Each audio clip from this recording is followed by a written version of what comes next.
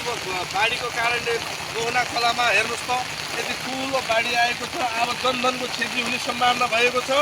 यस बस्तीमा 250-300 परिवारको बसोबास लाग्छ। केही समयपछि लगभग 2 मिटर पानी बढ्यो भने हामीले माटीको ढिस्को लगाएको त्यो पनि सबै समाप्त गर्दैछ।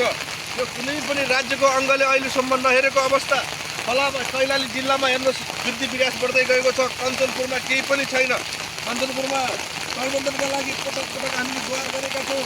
स्थानीय सरकार, सङ्घ सरकार, प्रदेश सरकारसँग गर्दा गर्दा पनि कुनै पनि विकास नभएको अवस्था हेर्नुहोस्।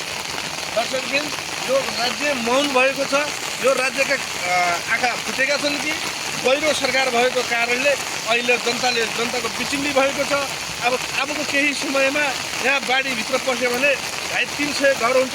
त्यो बस्तीमा 2500 परिवार छ। त्यो उनीको उठिवास लागेर अब उहाँको व्यवस्थापन गर्नुपर्ने छ।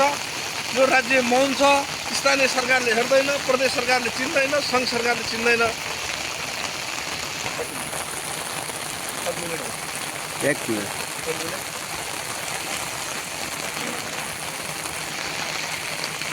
हाम्रो तल देखिएको कैलालीबाट बनाएको काठे पुल थियो। त्यो काठे पुललाई पनि छुन आँटिसकेको छ।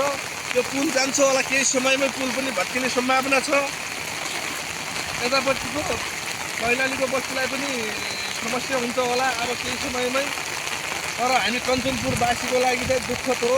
यो माथिको अविरल वर्षाको कारणले हाम्रो चाहिँ जनधनको समस्या होला। अबको केही समयमै हाम्रो यो बस्ती डुबानमा हुने सम्भावना देखिएको छ।